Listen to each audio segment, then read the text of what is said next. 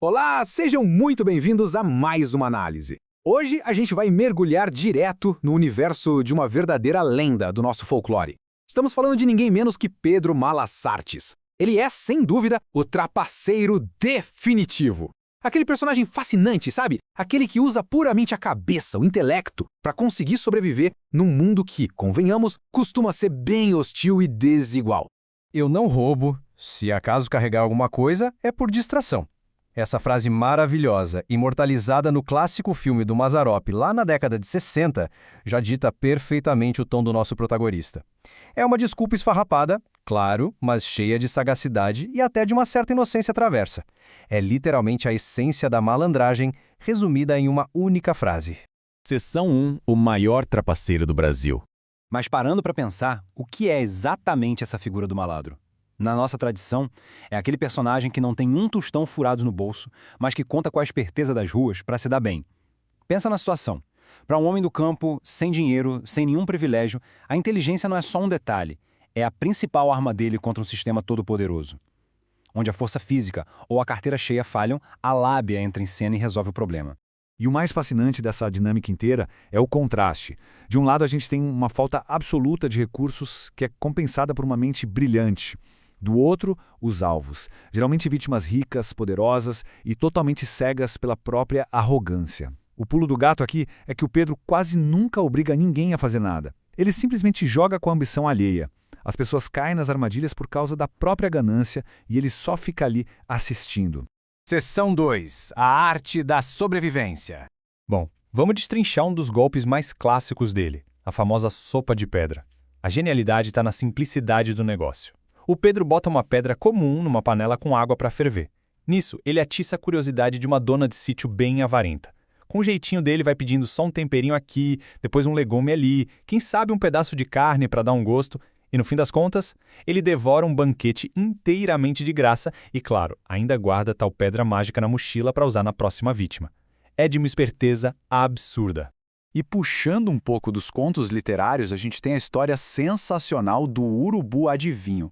A narrativa é mais ou menos assim: o Malas-Sartes pega um urubu machucado, bota dentro de um saco e vai pedir abrigo numa casa. A dona da casa, que estava escondendo um banquete de dar água na boca, oferece para ele só um prato de comida bem rala. Aí o Pedro começa a fingir que o urubu está sussurrando segredos no ouvido dele. Como num passe de mágica, o pássaro adivinha onde a mulher escondeu o peru assado, o vinho, o banquete todo. É a sobrevivência garantida puramente na base da lábia. Seção 3. Punindo a ganância alheia. Olha só o nível da criatividade do Malas-Sartes, é um negócio de outro mundo. Ele vende verdadeiras ilusões. Imagina só, panelas que fervem sozinhas, árvores que em vez de frutas dão notas de dinheiro, até chegar no caso de um suposto pássaro super raro. E cada uma dessas armadilhas é milimetricamente desenhada para pescar a atenção de quem tem muito dinheiro e se acha o espertalhão. Pegando o exemplo da panela que ferve sem fogo, esse golpe é simplesmente genial. O Pedro faz um buraco na estrada, esconde umas brasas bem quentes debaixo da areia e bota uma panela comum em cima. Quando um grupo de mercadores cheios da grana passa pelo local, eles veem a água fervendo e nenhum sinal de fogo por perto. A ganância do grupo grita tão alto que eles pagam uma fortuna por uma panela completamente normal, achando que tinham encontrado o tesouro do século. O que nos traz, claro, ao hilário golpe do chapéu. Esse é impagável. O Malas-Sartes acha um monte de fezes frescas de animal no meio da estrada e cobre com o próprio chapéu. Fica ali, abaixado, segurando as abas com a maior cautela do mundo. Nisso, passa um ricaço todo pomposo. O Pedro solta que está segurando o pássaro mais raro e valioso que existe e vende a descoberta por uma quantia absurda. O ricaço empolgado fica ali segurando o chapéu, enquanto o Pedro foge com o cavalo do cara sob o pretexto de ir buscar uma gaiola. Resultado, a vítima fica com as mãos sujas e o Pedro, mais rico e montado a cavalo. Seção 4. O acerto de contas. Agora a história ganha um tom um pouco mais sombrio, focado em vingança. O irmão do Pedro, o João, tinha trabalhado duro para um fazendeiro riquíssimo que, além de sádico, era um baita de um explorador. O coitado do João acabou sendo chicoteado nas costas e mandado embora sem receber um único centavo. Para buscar justiça, o Pedro vai bater lá na porta dessa mesma fazenda pedindo emprego, mas ele propõe um contrato um tanto específico. A armadilha é de mestre. O acordo diz o seguinte: quem ficar com raiva primeiro perde uma tira de couro das costas. O fazendeiro cruel, cheio de si e achando que ia torturar o Pedro do mesmo jeito que fez com o irmão dele, aceita na hora. O detalhe é que essa regrinha obriga o patrão a manter sempre um sorriso no rosto e fingir que está tudo bem, enquanto o Pedro passa a destruir a fazenda inteira usando desculpas absurdas de que estava apenas seguindo ordens literais. A grande cartada de toda essa vingança acontece com os porcos do fazendeiro. O patrão manda o Pedro vender os animais. E o que o nosso protagonista faz? Ele vende o rebanho todinho, coloca o dinheiro no bolso, mas corta os rabinhos dos porcos e enterra tudo virado para cima num lamaçal da fazenda. Depois, ele corre desesperado gritando pro patrão que a porcada inteira afundou na lama. E para piorar a situação do fazendeiro, o Pedro ainda consegue enganar a esposa do patrão para arrancar mais uma grana. É a ruína completa, e o opressor tem que engolir tudo sorrindo para não perder o couro das costas. Seção 5. Enganando a própria morte.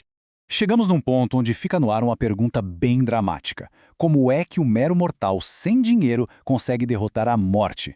Diante da entidade máxima da qual absolutamente ninguém escapa, como um simples trapaceiro sobrevive? Isso prepara a gente para o maior duelo de toda a trajetória do Malas Artes. A adaptação para o cinema lá de 2017 monta esse cenário de uma forma incrível. A morte está completamente exausta, cansada de trabalhar direto por 2000 anos e decide que quer umas férias eternas. Mas quem seria capaz de assumir o posto? O plano dela é terrível, repassar esse fardo pesado para o homem mais inteligente e astuto da face da Terra, que por acaso é o próprio afilhado dela, o Pedro Malas Artes. Só que a situação se inverte rapidamente. O Pedro resolve aplicar suas táticas de rua numa escala cósmica. Primeiro ele ganha da morte 3 dons para salvar vidas. Depois, ao entrar num salão onde cada vida humana é representada por uma vela, ele nota um pequeno detalhe. A vela dele está no finzinho, prestes a apagar. Num ato de pura genialidade e audácia, ele simplesmente pega a sua vela quase apagada e troca de lugar com a chama eterna da própria morte. Com isso, ele engana o fim, vira imortal e reescreve as regras de tudo só para salvar a vida da mulher que ele ama. Seção 6. O legado da astúcia. E para fechar essa coletânea de lendas em grande estilo, tem a famosa piada de quando ele finalmente chega aos portões do céu. São Pedro já vai logo barrando a entrada, dizendo que o paraíso não é lugar para quem viveu a vida dando golpes. Mas o Malas Artes insiste com aquele jeitinho manso, deixa eu só botar a cabeça para dentro, para dar uma espiadinha rápida. No momento em que a porta se entreabre, ele escorrega sorrateiramente com os pés na frente e entra por completo, provando que nenhuma barreira consegue contê-lo. E aqui a gente chega no ponto principal dessa análise. Numa realidade onde o poder e o dinheiro costumam ditar todas as regras e muitas vezes esmagar os mais fracos, fica a nossa reflexão final. Será que o Pedro Malas Artes é só um vilão egoísta? Ou ele seria, na verdade, um herói super necessário para todos aqueles que têm apenas a própria mente como arma de defesa? Por que será que a sociedade abraça com tanto carinho essa figura do malandro que equilibra a balança sem usar nada além do próprio brilhantismo? Fica aí essa provocação para todo mundo pensar. Um abraço e até a próxima análise.